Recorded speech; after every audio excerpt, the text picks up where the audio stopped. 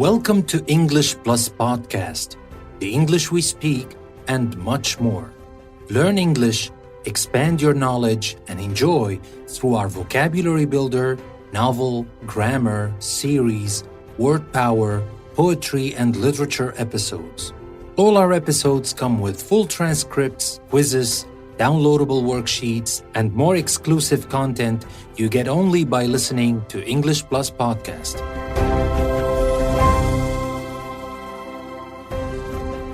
Support English Plus Podcast by becoming a patron of the show on Patreon.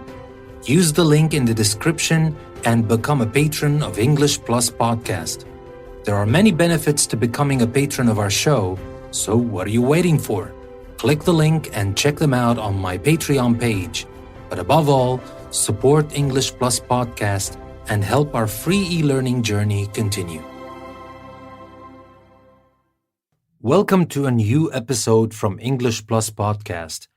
And we have a new episode that talks about heroes. And the hero for today is Odysseus. The legendary Greek hero Odysseus is one of the few literary characters who have given a word to the English language, in this case, Odyssey, meaning a long journey full of exciting adventures. Odysseus himself has also become something of a symbol. For us, he symbolizes the urge to explore, to know, to push beyond the boundaries. In this episode, we will focus on what makes Odysseus different from the other Greek heroes who surround him, such men as Achilles, Ajax, and Diomedes. They fit our standard definition of hero, strong and fearless. Odysseus is those things too, but he's also something else. Polymedes, the man of many wiles. Odysseus is a trickster. Now, first we will start with a background of the Odyssey, although we have a full episode next week to talk about the Odyssey in details, but we will need to talk about some background to understand better the hero Odysseus. The starting points of European literature are the Iliad and the Odyssey, and these are two epic poems in ancient Greek, long said to be by the blind poet Homer. Odysseus is a prominent figure in the first and the central figure of the second. The Iliad tells the story of a pivotal moment in the first known event in European history, the Trojan War. In that war, a Greek alliance besieged and after 10 years destroyed the city of Troy through the famous stratagem of the wooden horse, a stratagem that was, of course, devised by Odysseus. The Odyssey then tells the story of Odysseus' return home after the war to the island of Ithaca, a voyage that took him 10 years. The Odyssey starts near the end of that 10-year return trip, for most of which Odysseus has been held captive by the nymph Calypso on her island. Odysseus has been absent from Ithaca for 20 years, and the nobles there want him declared dead. They also want his wife, Penelope, to choose one of them as her husband who will inherit Odysseus' property. To force her into this decision, a crowd of prospective suitors has moved in, demanding to be feasted every day. The suitors also mean to kill Penelope's son Telemachus as a potential avenger. Thus, the poem has three strands. The first one, at the start, it follows Telemachus' attempts to dodge the suitors and round up support. The second, at the end, it details Odysseus' return and the cunning tactics he uses to eliminate Penelope's suitors. And the third is in between, and this one tells of Odysseus' release by Calypso and his eventual washing up on the shore of Phaeacia. At the Phaeacian court, Odysseus is asked to tell his story, which he does. The central core of the poem is the real Odyssey.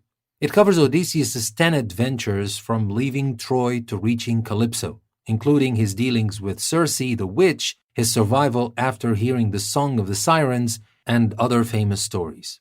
Now, I would like to focus more on his encounter with the Cyclops because the encounter with the Cyclops reveals a lot about Odysseus as a hero and as a person, of course.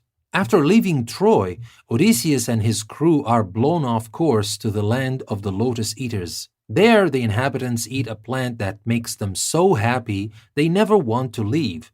Odysseus manages to escape with his addicted crewmen and lands his ships on an island, from which they can see smoke rising from another island nearby. Curious, Odysseus sets off with one ship to explore the other island and look for provisions. Odysseus finds the land of the Cyclops. These are giants who have only one eye in the middle of their foreheads. They're completely uncivilized with no social organization. Each lives by himself in a cave, herding flocks of sheep and goats and living off milk and cheese. They don't know how to make bread or wine, but they're also man-eaters. Odysseus finds the cave of the giant Polyphemus and notes the sheep pens, the pails of milk, and the racks of cheese. His men want to take the provisions and return to the ship, but Odysseus decides they should wait inside the cave to see the giant, which was a big mistake, of course. When Polyphemus returns, he seals the cave with an enormous boulder.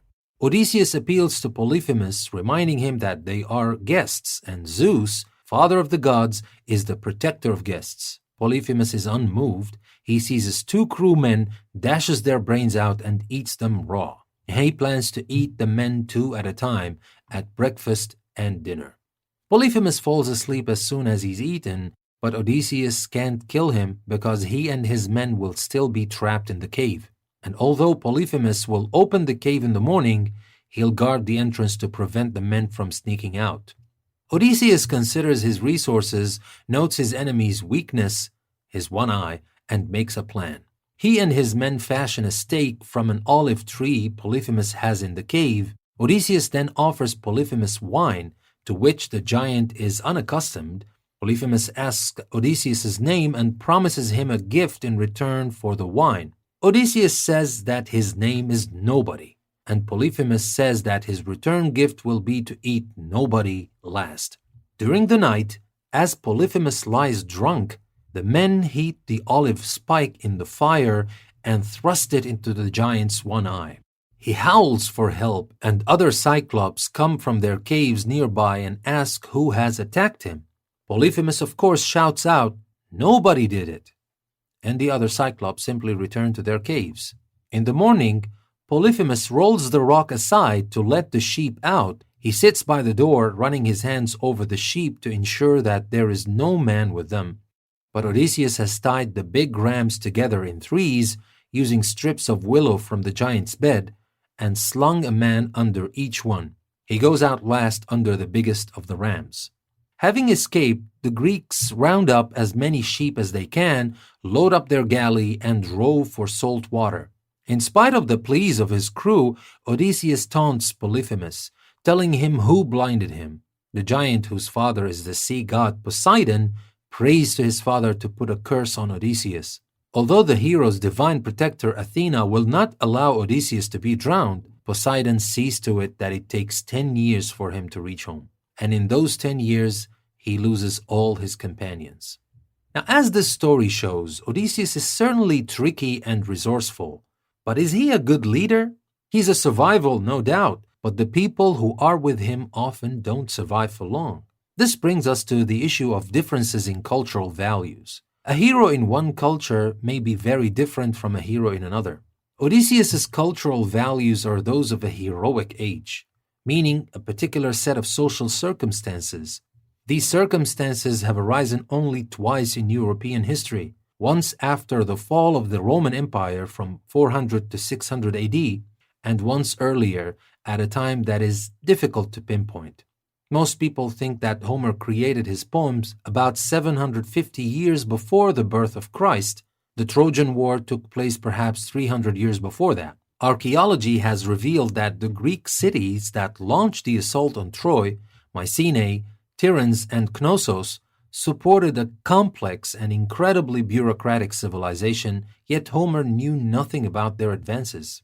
The heroes in Homer's poems don't seem to have heard of writing, and most scholars think that Homer himself couldn't read or write. His poems were composed and passed on for centuries by word of mouth.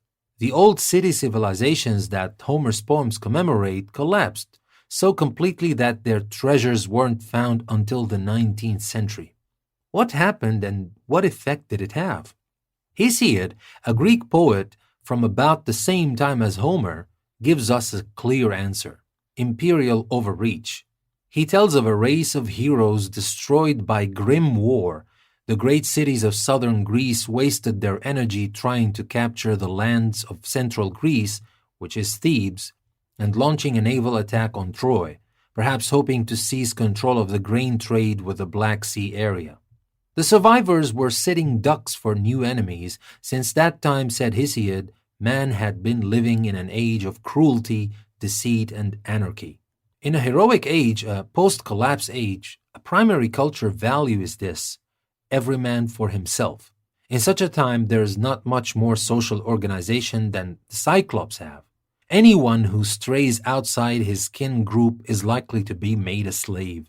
Authority has no basis except personal violence, and the only moral restraint is the idea that the gods may punish cruelty to guests and strangers.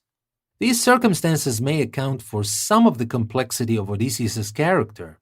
He might like to be more civilized, but in a heroic age, what makes a hero are a sword, spear, and shield, and the ability to use them. And now we'll move on to talk about Odysseus' return.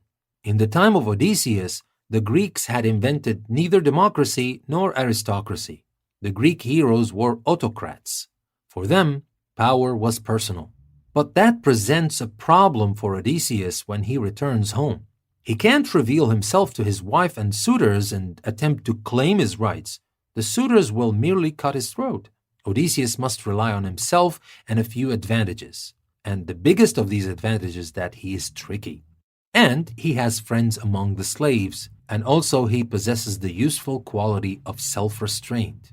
Odysseus returns to Ithaca disguised as an old beggar. He is kicked by his own goatherds, and the suitors throw things at him, but he keeps up his act. His old housekeeper sees through his disguise, but she keeps quiet about Odysseus' identity.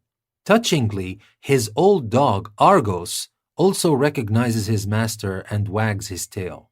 Still, getting rid of more than 100 suitors will be trickier than escaping from the cave of Polyphemus. Odysseus has Eumaeus, the swineherd, on his side, Eumaeus' friend, the cowherd, and Telemachus, all now in on the plot.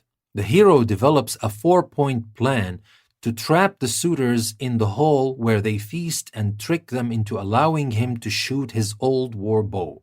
Once he has the bow and starts shooting, his supporters will fend off the suitors until he has shot all the arrows.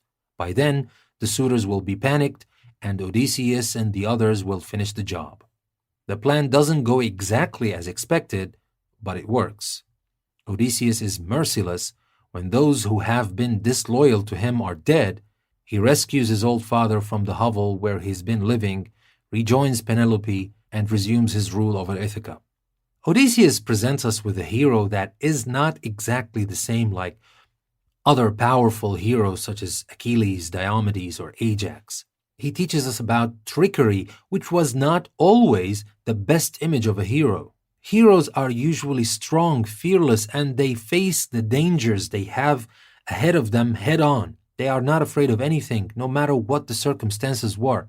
If we talk about Achilles knew he was going to die in Troy, but he charged head on anyway. Even though we talked in details in the Iliad episode that Achilles was a different man at the end of the Iliad than he was at the beginning.